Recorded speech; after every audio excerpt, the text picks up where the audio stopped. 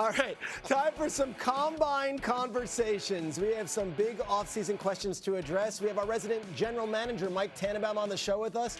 Mike T, straight up, should the Raiders trade Maxx Crosby? Yes, and I love Maxx Crosby, one of my favorite players in the league, how he plays. He's 29. He's still really productive, 32 sacks over the last 3 years. He has 4 years left on a reasonable contract. And if we're in year one with Clint Kubiak, we should make the hard and difficult decision to trade Maxx Crosby. We are in a full rebuild in Vegas. Roz, if Sauce Gardner went for 2 first, I would imagine Crosby might even go for more. Which team, if you were them, would you say, sell the farm, let's bring him in? I got 2. I could say almost any, but I narrowed it down to 2. The Bears and the Patriots. These are 2 teams that went very far in the postseason in the second year of their quarterback's rookie contract. They're trying to hit a window. You're looking for difference makers, players that can take you over the top when you come up against the likes of the Rams or the Seahawks in the postseason. Maxx Crosby is that kind of difference maker. I would say Chicago, that got to the divisional round, and the Patriots, who got to the Super Bowl, both looking for players that can take them that next step. I would be looking pretty hard if I were those 2 teams at a Maxx Crosby trade. J-Mac, jump on in here. Who would you think should be calling? I love those 2 from Graz, especially the Patriots, of what they had and kind of how they surprised everyone. I'm going with a team in the NFC, and I said this a few weeks ago on Get Up. If I'm the Cowboys, I'm interested in bringing Maxx Crosby, and I think you look at what they have on the offensive side of the ball with Dak Prescott and CeeDee Lamb and those guys and how productive they were this past season. You can get a guy like Maxx Crosby, not only what he can do production-wise on the field, but the mentality that he brings with him. When you're starting over on the defensive side of the ball, new defensive coordinator and Christian Parker, you need guys to set the tone and on that side of the ball, and he is a tone setter for an entire team. I want a guy like Crosby in my locker room, and I think in Dallas, it could be a huge dividends. All right, J-Mac, we're going to stay with you because Combine is where all the top players are discussed and where all the potential free agents or trade block guys are as well. Let's go to Kyler Murray. Mike LaFleur, the new head coach, was non-committal on his future. And Monty Ossenfort, the GM, did not draft him as that was a Steve Keim selection. Who should pursue Kyler Murray, J-Mac? I'm the Indianapolis Colts. I'm interested. For Shane Steichen and general manager Chris Ballard, they're now getting another year to run it back. We saw the way last season started, and Daniel Jones was on a heater. Him getting injured in December, a knee injury, is going to cost him time in this upcoming season.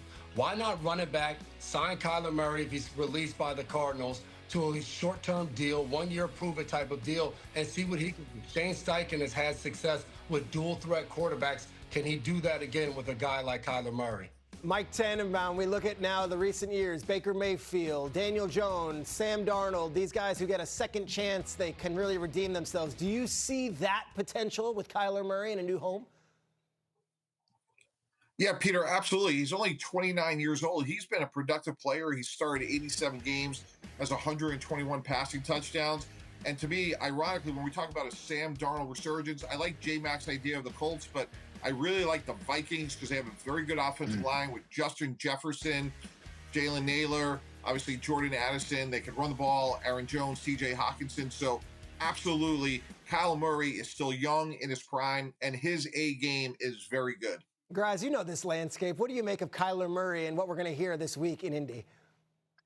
The Cardinals would love to be able to trade him, but it's going to be really difficult. He's got about $37 million in guaranteed salary this year. And if he's on your roster a month from now or 3 weeks from now, third day of the league year, it's another $19.5 million guaranteed for 2027. So I don't know who's going to trade for that. The Cardinals would probably have to send whoever that is a bunch of money. So I think eventually you look at Kyler Murray being released and you're able to get him for pretty much nothing at that point. So yeah, I think the teams that will be looking are teams that think they can kind of rehab him along the lines of a Daniel Jones, a Sam Darnold, a Malik Willis. And you go to a place where you have coaches like that, San Francisco, Minnesota, Green Bay, Indianapolis, and I think you might be able to bounce back pretty quickly. The question is what the role is going to be. Somebody going to bring him in and be their starter, or is someone going to bring him in and sort of look at him as a project to turn around in a year or two? Mike T, you know this more than anybody. Howie Roseman is the wheeler and dealer king in the NFL and has been for years. You, of course, have done deals with him. You've called him many times. He's respected you for many, many years. Should he trade A.J. Brown? Should the Eagles rip the Band-Aid off and just say, let's move on? Yeah, Triggs, absolutely. He's given them 4 good years. He's 29 years old. He's had 32 touchdowns as an Eagle.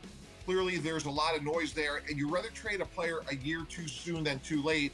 So I'm sure when Howie Roseman gets to Indy this week, he'll talk to teams like the Baltimore Ravens, the Buffalo Bills, other teams that need a number 1 receiver on the outside. And this draft is loaded with wide receivers. So hypothetically, if he's traded to, let's say, Buffalo for the 26th pick, there will be a quality starting wide receiver who now they could get back on a rookie deal, save a bunch of money, and address some other needs. So I would think by the end of the combine, maybe as we get into early, in terms of free agency, that we see A.J. Brown getting moved. J-Mac, we know that talents like A.J. Brown aren't just everywhere. If you're the Eagles, you have a new offensive coordinator, you've got a new offensive line coach, you might have some new voices in the room. Would you maybe give it a year and try it one more time with A.J. Brown? Or are you saying ship him off, get something while you can? No, I want to run it back with A.J. Brown. I look at his first team he got drafted by with the Tennessee Titans, and they decided to trade him and go into the draft and bring in Treylon Burks to come and kind of fill that void of A.J. Brown. That didn't quite work out. If I'm the Philadelphia Eagles, you just mentioned Mannion coming over as their offensive coordinator. You're kind of starting anew. They put the bunny in the locker room last year. That didn't work. Now you're actually trying to change things and bring in a positive future. Keep A.J. Brown there when you have an entire offseason to bring those positive vibes of what the young kids say and try to get back on track. Good vibes only, right? That's what we talk, positive vibes only, J-Mac? That's how you live. That's your mantra, you know it. Right? You know it. Run the hurry up with Dan Graziano. Graz, get us started with the Cowboys, who made a move yesterday.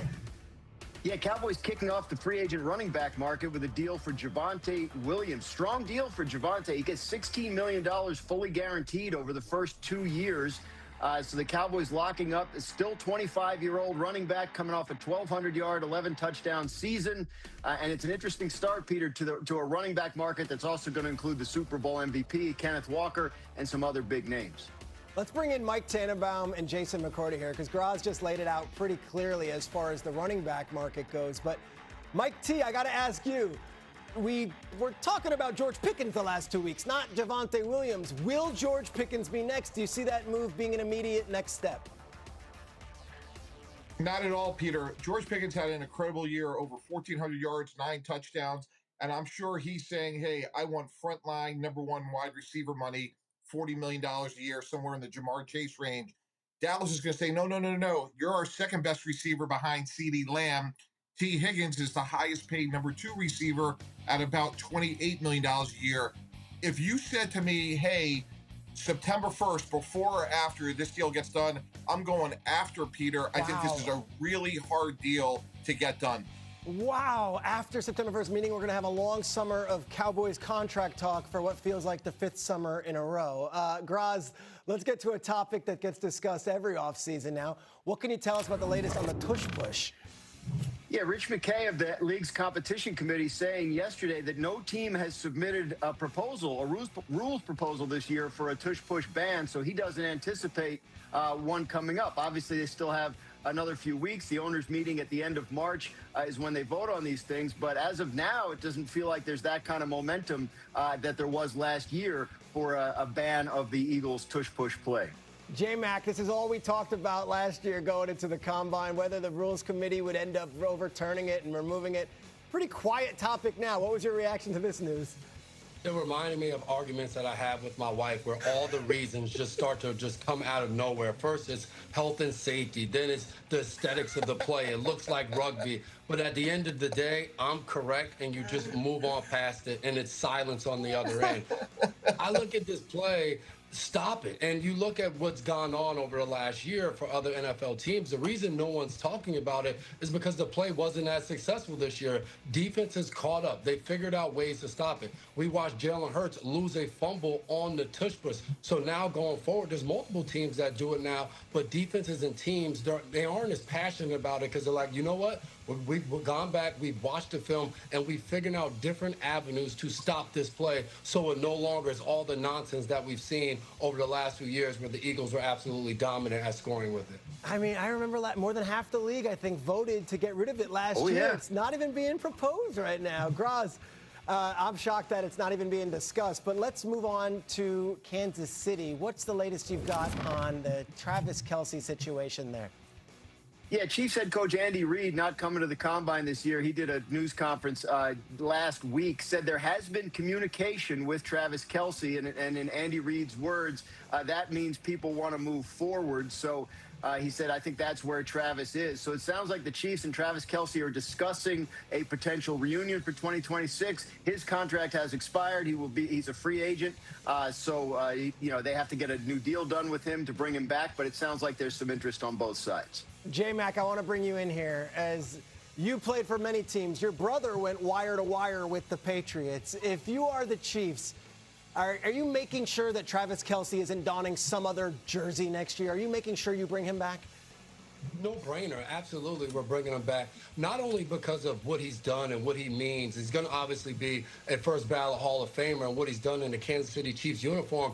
But he was still good last year. I think sometimes we get caught up on the fact that Travis Kelce's been so good throughout his career that when he has a little bit of a slide, we look at it and say, oh, he's no longer good. No, he still was at the top in the NFL when it comes to reception and yards among tight ends. So he is still up there, and he's also at 11 yards per catch. That's up since 2022, and 5.7 yards after the catch, which is his highest since 21. So this is still a very productive player that deserves to still be in that Kansas City Chiefs uniform. Mike Tannenbaum, as fans and as reporters, sometimes there's some sentimentality here, and they've got a lot of heart and emotion.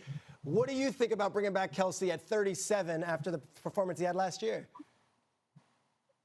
I wouldn't do it. And that's when you're in the front office and you're a head coach, you have to make the honest and sober observation that you want to pay a player for what they're going to do, not what they've done. He is slowing down. I know Jason had some statistics there, but he did go from 97 to 76 catches. Obviously, Patrick Mahomes was hurt. But when you look at the best tight ends in the game right now, Trey McBride's 27, Brock Bowers is 25, Sam Laporte is 25.